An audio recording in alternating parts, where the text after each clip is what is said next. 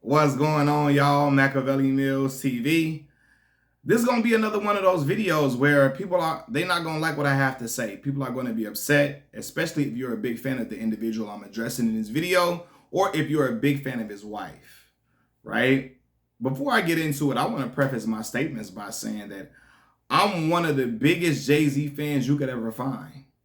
Growing up, Jigga, like his wordplay, he was a wordsmith, and I was like, I'm telling y'all, I was listening to everything he was spitting, and I was in awe, especially as I got older and older, as I started to mature and I started to understand lyricism, similes, metaphors, double entendres, etc. Right? I'm 30 years old. It's only a few 30-year-olds. I'm exactly 30. I'm not 31, 32. I'm 30. Born in 93. There's not too many people of my age who are really enamored with Jigga like that as far as the lyrical ability goes. A lot of people be like, J. Cool. Or like I look at Jigga is, to me, that's the best I've ever heard in my life. Most people my age acknowledge Wayne as being the best rapper they heard because Wayne was of our generation, of our era. In high school, Wayne was ascending. He was the one that was looked at as the prodigal son of rap and the rap god, etc. But even though I'm 30 and I know I look older than 30 right now because I got this damn mustache like them twins on the Whispers because I need a haircut right now, right? Right, I look like the twins from the Whispers with this mustache. But, I'm 30. And so, I hung out, I had older brothers, right? I had a guy, I'm not a guy. I have a brother who's 9 years older than me, God rest his soul. I had a cousin who's 8 years older than me. So they were listening to Jigga and I would listen with them. And as I got older, it just was like all this stuff started making sense. So I say that to say, again, I've felt like, man, this dude is a special type of dude. When I first heard that verse on What's Free on Meek's album, I'm like, what dude is nearly 50 years old still rapping like that? There's not many dudes like that, right? So with me being a fan, I'm still able to separate the artistry from what that person does and things that I don't agree with about that individual. I'm a man who was my mother and father raised me to know that no man is above reproach, right? And so I've seen flaws and faults in certain stuff that Jigga has done, you know what I mean? And it doesn't shock me, right? But let me get to the topic at hand. I'm even addressing Jigga because there's this interview that when Jay-Z did this interview like last year or maybe the year before that. I don't know. I think I saw it going around last year. Kevin Hart was interviewing Jay-Z, right? And Jay-Z was expressing the conundrum of a family or family members looking at you as a celebrity and wanting financial assistance from you, right? He was basically telling Kevin Hart, look, man, you going home to your people, you going home to grandmama house, you going home for solace, for family, for peace of mind. And then, and I wrote this down too because I got notes on this. He says, then your cousins in your grandmama's living room saying, yo, man, I got this plate. If you give me $4,800, I can make you $2 million. And I'm looking at you, and you looking at your cousin like, it don't work like that, fam. Life isn't like that. Money isn't free, and no one's giving out opportunities. If it sounds too good to be true, essentially it's not true. And then he's like, then your cousin will look at you and be like, oh, you don't believe in my dreams. You don't believe in my dreams, right? And so he was expressing the conundrum of family members looking at you like as financial assistance, and how $4,800, he ain't giving his family member $4,800 or nothing, right? For no play or nothing. First of all, let me just say this. I get absolutely nothing out of Jay-Z interviews. I promise you, I don't get a goddamn thing out of them interviews. It's like, for real, and Jigga, for him to be that well versed when it comes to the lyrics and all of that, he don't be saying shit in interviews. Jigga be like, if you want something, work at it. Work very hard. Then you'll get the results. Then you'll get the results you want. Jigga say something like, treat people like you want to be treated. That's the golden rule. Jigga say something like, if you want something, just keep working. It'll pay off. Shit that the goddamn kindergarten teacher told you. Stuff that goddamn Mother Goose and them taught you on the damn DVD. I mean, not DVDs, the VHS tapes. You know, when you was in school and the teacher rolled in a little TV on a little stand with the wheels, shit Mother Goose was teaching us. Stuff that goddamn Steve, what is his name, Steve? Yeah, it was Steve from Blue's Clues was telling us. Jigga don't be saying a damn thing. I'm like, again, for me to be this big fan of his music, I hate his interviews. I never watch him because he don't be saying nothing. He'll be saying, like, you'd be like, what is he talking about? Just saying, like, I'm talking about cliches that you learn from your grandmama when you're 4 and 5, you know. But anyway, right? So back to the $4,800 situation, because it's people like, yo, Jigga, why wouldn't he get a person $4,800? And you got other people that's like, no, he worked hard for that. He don't got to give his money to nobody but his kids, etc. So I'll start by saying this: Jay-Z is well within his rights to do whatever he wants to do with his money, right? He's within his right to make his family work for a slice of the wealth that he's accumulated, right? He can say that he doesn't believe in handouts to his family. He can say that. But statements like what we just heard from Jigga right there, saying, yo, he wouldn't get $4,800 up, and he looking at his family members like you crazy. Statements like that and how he said it, like for real, stuff like that proves that Jay-Z is a supreme capitalist. A capitalist if you ain't never seen such. And I'll explain. I know y'all gonna be like, oh, what do you mean by that? Everybody's capitalist in this world. Everybody want money, right? Everybody wants money. But it's different for Jigga, right? And I understand that MC Hammer went broke by paying for everything for everybody. I understand that sometimes family can use you as a crutch for financial things when they come up every time, right? I understand that people can overextend themselves to family until they've used up all their lifelines with that said family member. I get all of that. However, I also understand that Jigga is the type of dude that'll own a corner store and not let you off with a penny or a nickel. If the total is $10.05 and you only got $10, Jigga gonna be looking at you crazy. Jigga gonna say your ass better run home and get that 5 cents. You better run home and go get them 5 pennies or that nickel and make it snappy. I believe that Jigga is cut like that. And for real, I really don't see, I feel like if he don't see a benefit for him in any situation, he's not going to do it. If he don't see a benefit from it. If you're not his kids, if he don't benefit from it in any way, he ain't going to do it. And I've seen it from his actions.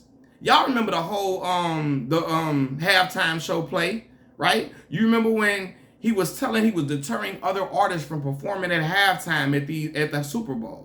Right? He telling them don't perform at halftime. We standing with Colin Kaepernick. We would cap. We standing with Kaepernick. Don't perform at the halftime shows. Don't perform at the halftime shows. Telling Jermaine Dupri and them. This out of Jermaine Dupri's mouth. Telling Jermaine Dupri and them don't perform there. Don't perform at the halftime of the Super Bowl. Don't do none of that. Right?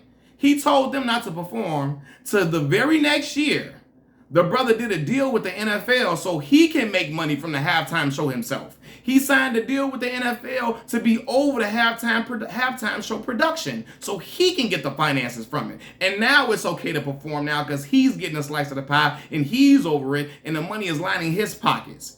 That's the greed they talk about in the Bible, y'all. That's the type of greed that they talk about in the Bible. It's cool. Don't you stop anybody else from doing anything and acting like you're all for the brother man, you for the cause, you for the righteous people, you for Colin Kaepernick. It's wrong what they did, and you standing with him. But really, you standing with him as long as your money not lining your pockets. When it's lining your pockets, and when it's lining your pockets up, okay, cool. Now y'all can perform. Yeah, come on, y'all. It's okay. Then he told us we was past kneeling. When they asked him about it, well, we thought you were standing with Kaepernick, in Colin Kaepernick's situation. No, he go Jigga. This the kicker. He go. We're going to actionable things now. We're past kneeling. What are we gonna do? What are you gonna do now? What is the solution? What are you gonna do, Jigga? I can damn sure guarantee motherfucking T-shirts and performing at the halftime ain't gonna do a goddamn thing about the situation that we got going on in this world called police brutality, especially against unarmed black Americans in this country. The halftime show ain't gonna help, so you talking about what are we gonna do? As if he's coming up with a solution. No, bro. You only saying what are we gonna do, and you're saying we on to actionable things now because you getting a slice of the pie. So now we past kneeling. Now we're beyond kneeling now. We're beyond kneeling now. So what we gonna do? Now we can perform to get the money, right? But that's not it. Let's not stop there. If we want to talk about Jay-Z being a supreme capitalist, We got to talk about him making the Nets move to Brooklyn, right? The Nets, the NBA team, was in New Jersey.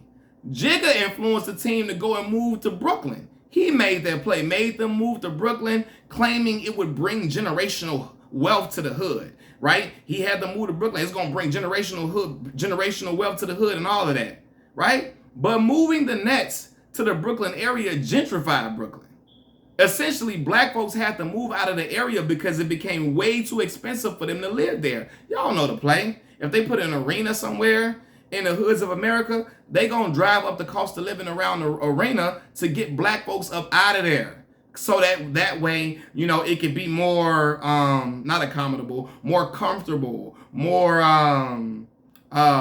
friendly to white people and more affluent individuals. So they're gonna drive all the black folks out by rising up the prices and everything. And black folks got pushed up out of there, right? Now, I'm not from Brooklyn. I ain't never been to New York, nothing like that. But I've heard so many Brooklyn people, so many New York people talking about how Brooklyn does not look the same at all because it's getting gentrified. Barclays came up there. Now it's just Starbucks all around. And that's what people were saying. People were like, yo, it just looks completely different.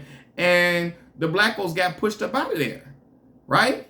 So Jigga made the Nets move to Brooklyn, which pushed black folks up out of there, dispersed black folks, got them the hell up out the way, got white folks and them running all through there, acting like it's a goddamn Beverly Hills or whatever. Then Jigga proceeded to jump ship when the dollars stopped making sense to him. When the dollars in the Nets stopped making sense to him, he jumped ship while simultaneously leaving the Barclays Center where the Nets play to be the hood's problem. He left the Barclays to be the hood's problem while he jumped ship because it wasn't making sense with his dollars no more. He jumped ship after he influenced them to move to Brooklyn. Now all the black folks moved about the way, pushed up out of there, and just to make it more comfortable for the white folks in the area, you know, so yeah. And he did that, make his pockets, get his pockets lined up and all that, pushing black folks out the way. You know, and this is the thing, if Jigga, see, I would have a problem with it, but it wouldn't be so bad if Jigga didn't, like if he wasn't doing things under this guise of black upliftment and black advancement. That's what he likes to do. I listen to Jigga enough. He's shouting out Nipsey about what Nipsey was doing in the hood for generational wealth in the hood and all of that. And uplifting the community and bringing grocery stores to the community. Jigga, you not doing none of that. Nipsey was doing it. You wasn't doing that. You're not doing that. He is only in it for generational wealth for his family. And that's cool. But if that's the play, just say that. Don't try to make it seem like you being Black Robin Hood and you out here pushing this philanthropy narrative out here like you just so philanthropic, you for generational wealth in the hood and you want to build the hood up and make generational wealth for all black folks. No, you not, bro. You not. You worried about Blue Ivy and Sir and Rumi them and all of that. Them having generational wealth, as a man should be worried about generational wealth for his children, because I am as well. And that's cool, but don't act like you just all for all black folks. When you pushing black folks out of areas they living in, push them the fuck up out the way, line your pockets up to get more affluent people in the areas, right? When you telling other black folks, hey, don't get paid, don't do that Super Bowl stuff, we off that until you get paid for it and get your pockets lined up with it first. You know what I mean? And then you telling black folks we done with kneeling, we past kneeling, because you getting your pockets fed and telling folks we off that moving now. What's the actions? You ain't got no actions or no solutions to nothing that's going on, right? Then not only that, again, the man is pushing this philanthropic narrative, right? And acting like he pushing philanthropy by teaching financial literacy in the Marcy Projects where he comes from, and he raps about all the time. He's from the Marcy Projects. I know the Marcy Projects from being a big Jigga fan, right? So he pushing this philanthropy narrative by having financial literacy being taught in the Marcy Projects, right? He's having people teach its residents about Bitcoin under the guise of giving back to the community. Jigga like, I'm gonna give back to the community. I'm gonna come and teach the residents from my hood about Bitcoin and have them in the projects. Now, y'all, I promise y'all, I'm not the smartest man in the world. I'm surely not. I don't know everything about Bitcoin, but correct me if I'm wrong. Bitcoin is a virtual currency that could lose extreme value at any time, correct? Because I remember when Odell Beckham wanted to be paid in purely Bitcoin, and Bitcoin was plummeting. And it was like, oh, it's not going to have no value, hardly, essentially. It's going down and down and down. I remember when all them NFTs people was buying in 2021, right? All them NFTs people was on in 2021. A lot of those NFTs are worth almost nothing now. At one point, it's worth this. All these different NFTs is worth this, is worth that. A lot of them are worth almost nothing now. Okay? And black folks is all into it because a white man told them to get into it and all that, and that shit just went and plummeted. But furthermore, the biggest point I'm trying to make is, who in the Marcy projects, in the Marcy project housing, can afford to invest enough in Bitcoin to create generational wealth and at the same time keep the lights on and feed their families? Who can do that in the projects? People in the project don't have much money at all. A lot of them, many of them don't have $30 by the end of the week. So you trying to tell them about something that could have them losing more money than what they can put in it, right? You trying to tell them about something that can have them losing more money than what they actually put in it. For real, what is that going to do? What is teaching them about Bitcoin going to do other than make you look good and philanthropic? The people like that, a lot of them don't got much or nothing. People in the projects need solutions now, not stuff down the line and generational wealth, putting more money into something. No, they need money. They need food. They need resources. They need clothes for their kids. Okay? They need their bills paid if they can. If anything, Jigga could have paid everybody rent in the whole building. He could have gave them $200, $300 stipend or something like that because he got it to give. He could have done that if he sold for the people and sold for generational wealth. And don't come on here starting that bullshit, teach a man to fish, and he'll give a man a fish, he'll eat for one day, teach a man a fish, he'll eat for a lifetime. Bro, promise y'all, bro, the people in the goddamn projects ain't got no fishing pole. They don't got shit to catch the fish with. You gotta help them out. Ain't nothing wrong with giving them $200, $300 or something like that if you want to do something, but giving them some financial literacy classes to come to learn about Bitcoin when they trying to stay warm in the wintertime, when they trying to find out what they gonna feed their kids to eat besides ramen noodles that they've been eating for a whole goddamn week, when they trying to figure out how they gonna wash their clothes and they ain't got no detergent, so they're using the dishwashing liquid to wash their clothes. When they washing the clothes in the sink or in the tub and drying them on a fan and just try to keep everything going. When the gas is off and they using that hot plate and trying to cook their food. You know what I mean? When they warming up they water to wash up in the microwave or boiling it on a hot plate just to be able to wash up and get a hot little bath and have some hot water touch their body and get clean. Okay? When they can see their breath in the apartment because it's so cold because they ain't got no heat. What is Bitcoin going to do for them then? And I'm talking about those things because I speak from experience because a lot of that stuff I went through. I was in here, not in this apartment or nothing, but I'm saying growing up, we was putting our water in the damn microwave because the heat was off in order to let hot water hit our body and wash up. Right? We standing in a tub with a big ass pot of water that's boiled on a hot plate. Cause the gas off, well, we got the electricity on, so we use the hot plate to warm up the water, and the hot water off, so we got to just stand in a tub with the pot and wash up. I done been in an apartment in Chicago. I'm from Chicago, Illinois, where it's so fucking cold in the house. You can see your breath, and we all sleeping in one room with a dang on electric heater for all of us to stay warm.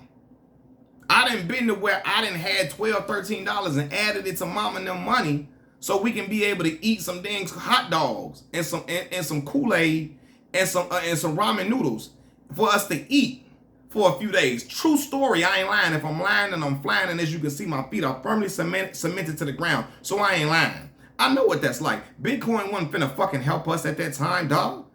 We ain't finna sit in here and learn about this Bitcoin this and Bitcoin that. We ain't barely got enough money coming here put together to scrap for us to eat until mama get paid in 2 weeks at times, right? This wasn't all the time, but it was sometimes like that. You know? It was times when we had them circumstances. And Bitcoin wasn't going to teach us Bitcoin won't help. That just making you look good and making you look like, oh, I'm giving back to these folks in the ghetto in the hood, giving back to the project folks. Teaching them about some financial literacy, about some Bitcoin that's plummeting right now. Teaching them about something, telling them to put their money in something that can have them losing more and more money, and it's going to take them a whole bunch of money to put into it for them to even see a return on that investment. You know what I mean? A return on that they got to spend a whole bunch of money to even see a return. Why would you be even trying to teach them some shit like that? Like, it don't really make sense. It doesn't, other than for it to make you look good and make you look philanthropic. If you really want to help them, give them some food, get them some groceries. You know? Pay they rent.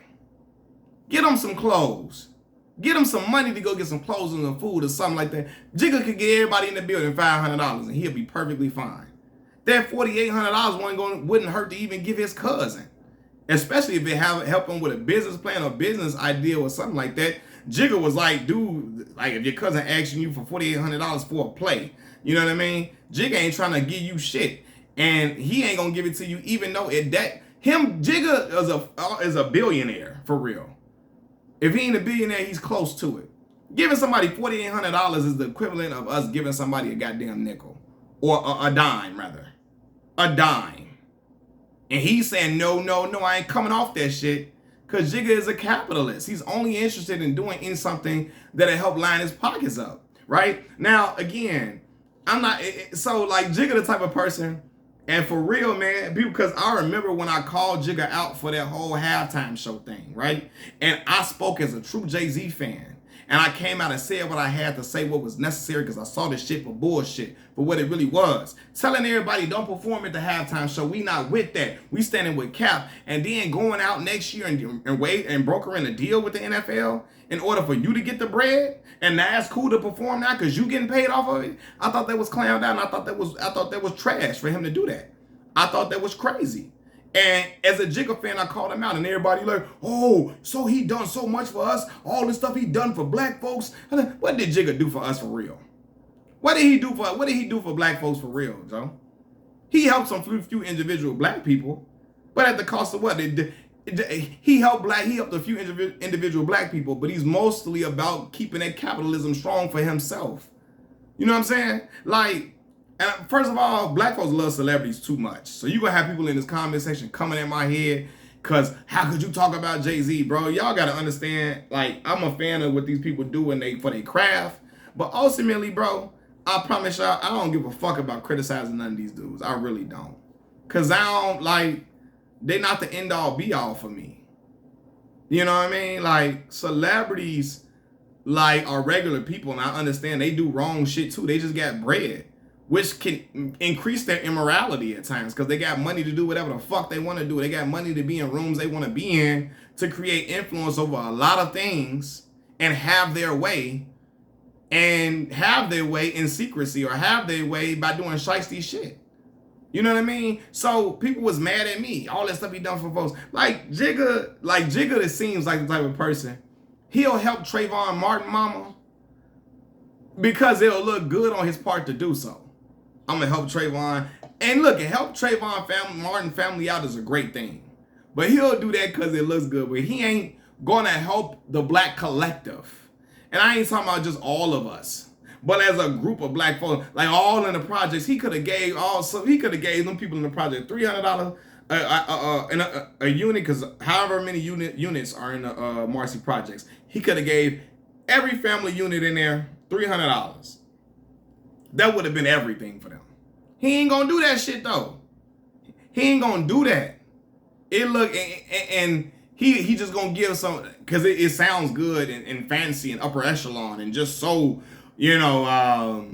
so esteemed to say, I brought talks of Bitcoin to the hood, and I made people talk about, what is it, Dogecoin, whatever the hell it was. I don't even know how to pronounce it. Dogecoin, whatever you pronounce, DOGE coin, whatever. Y'all correct me if I'm wrong.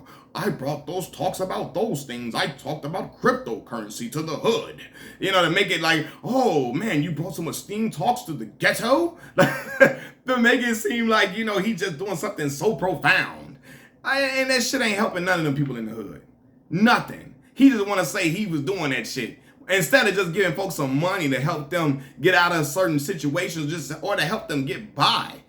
Y'all see how these fucking groceries is? I wish I had a goddamn link card right now. Link is EBT, like I always say. But I promise you be in the damn grocery store window shopping. Because everything too goddamn high in there. Everything too high. You can even get the off-brand kind.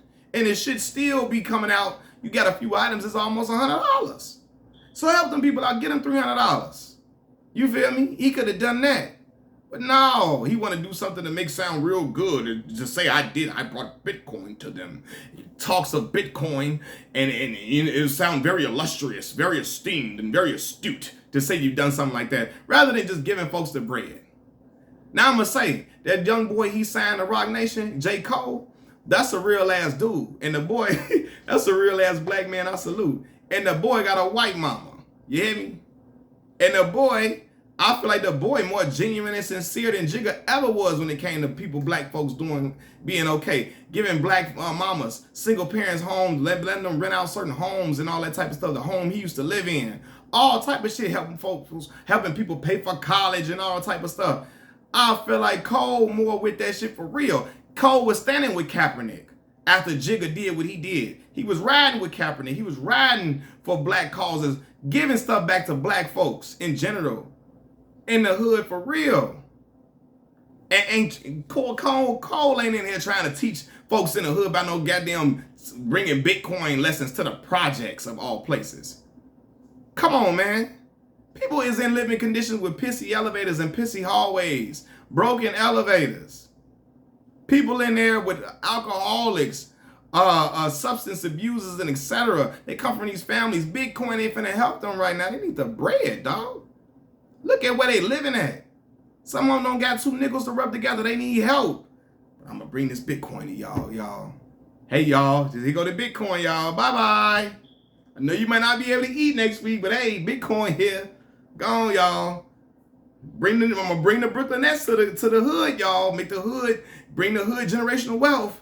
Y'all can see y'all some basketball. Meanwhile, they pushing black folks up out of there. They raising the rent. Y'all Negroes have got to go. We got to let some white folks, some really, really nice white people who like really fancy cheese, real fancy cheese, who like fancy wine, you know, who like pumpkin spice lattes. We got to move them into Brooklyn, okay? All the white folks who really, really like who think the chicken from goddamn, what's the place we be talking about? The chicken from, what's the spot? I'm trying to think of the damn spot. The chicken unseasoned as hell. What, the Raising Cane's? We moving all the white folks that like the chicken from work. We only moving people over here who like the chicken from Raising Cane's, who think it's the best chicken in the world. We want them living over here. Not y'all Popeye's chicken eating motherfuckers. Y'all got to go. Okay? That's what they was on. Push all the Popeyes and Church's chicken eating folks, push them out the way for the people who like to eat from dang on Raising Cane's. Okay? People who like pumpkin spice lattes, who eat pumpkin pie on a regular basis.